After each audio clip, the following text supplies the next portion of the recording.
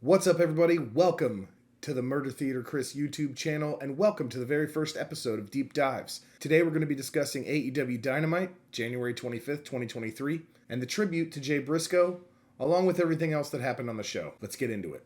Now, the first thing I want to say is, while this was kind of advertised as a tribute show, it came across more as just the back half of this thing, and actually the back quarter, the last 30 minutes or so was kind of dedicated to Jay Briscoe, where the rest of it was just the continuation of the normal AEW programming. Now, while I'm a little disappointed in this, I was excited to find out that AEW is going to be doing a special on their YouTube for Jay Briscoe.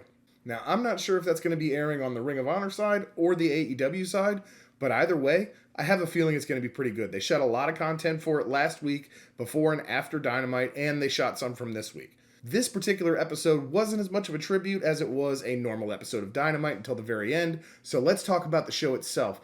Now, the very first match, we had Chris Jericho and Sammy Guevara versus Action Andretti and Ricky Starks. This was very entertaining. I haven't been a fan this whole time of the storyline with Ricky Starks and Action Andretti, but it's starting to work now. I'm liking the nuances of the Sammy Guevara, Daniel Garcia storyline and how that's kind of playing out. This match was killer, and the finish was immaculate. Garcia with the cheat to win.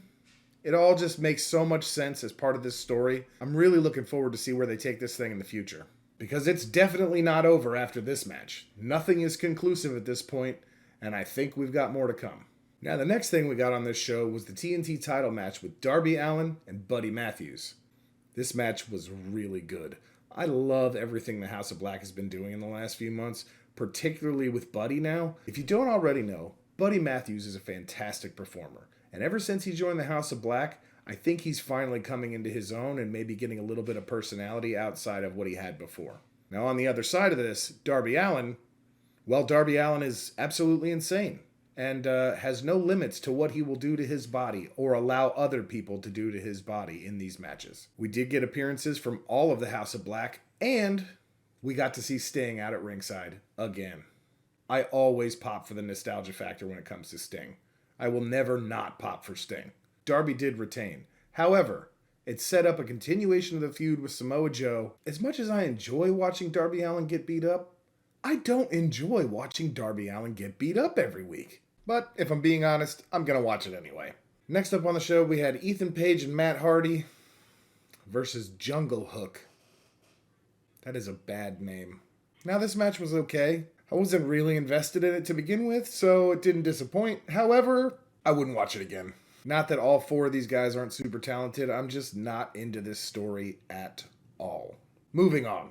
Next match we had was Bryan Danielson versus Brian Cage. And my God, did this match improve my spirits. I will say this, though. Watching Bryan Danielson take bumps, especially on and around his neck, I cringe every time. Why is he doing this to himself? And Brian Cage is a beast. I'm really curious to see what's going to happen with his contract negotiations moving forward, because they're using him a lot right now, and they don't normally do that unless somebody's thinking about leaving. Plus, rumor has it that WWE might have some interest in the big man, so I guess we'll have to wait and see. Now, Bryan Danielson did get the pin here. However, post-match, took a mean beatdown from Brian Cage. Enter MJF. The heel of heels, the genius of geniuses. This kid is a wrestling legend, and he's not even hitting 30 yet. So we're continuing the storyline between MJF and Bryan Danielson. And this did a fantastic job of doing so, and we're still incorporating Konosuke Takeshita. Takeshita's phenomenal.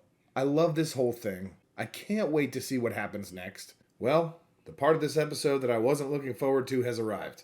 We've got to talk about Toni Storm versus Ruby Soho. Now, originally this match was scheduled to be a three-way, including Britt Baker. But Britt was apparently injured, which I don't know how legit that was, considering she showed up. The match was good, don't get me wrong. Both of these women are incredibly talented. However, this storyline sucks. Along with everything in the AEW women's division, they are burying these two performers. What is it about AEW? When they get a woman on their roster, they immediately turn her heel and make everybody hate her. Why? What is the point? You've already got more than enough heels in the women's division. You don't need any more. And why are we doing this weird thing with the heels and trying to make them baby faces even though they're still heels? None of this makes any sense. This is bad booking. Impact is doing far better with their women's division right now, and don't get me started about how good WWE is doing. At any rate, I don't want to dwell on this for too long. I hated this part of the show. Period. End of story. Let's just move on. Now, the final match of the night. The thing a lot of people tuned in for. The tribute to Jay Briscoe. A match between Mark Briscoe and Jay Lethal. Jay Lethal was clearly visibly emotional from the beginning, along with the rest of the audience. Me too. This match did not disappoint in any way, shape, or form. I can't picture a better match to be a tribute to Jay Briscoe. The overwhelming amount of support and the pop that Mark Briscoe got when he came out. It's really just a shame that this had to happen after Jay Briscoe passed.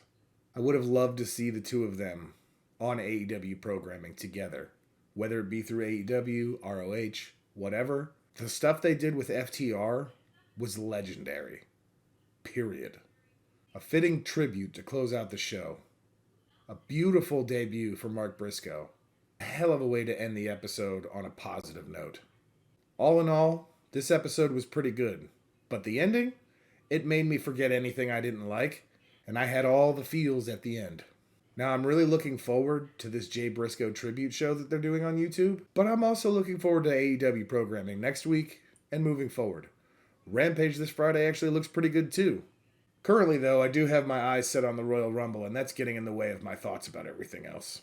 Let me know what you guys thought about this show down in the comments, and let me know what you think about this show in the comments as well. Thank you guys so much for watching. Please remember to subscribe to the channel. We'll see you soon.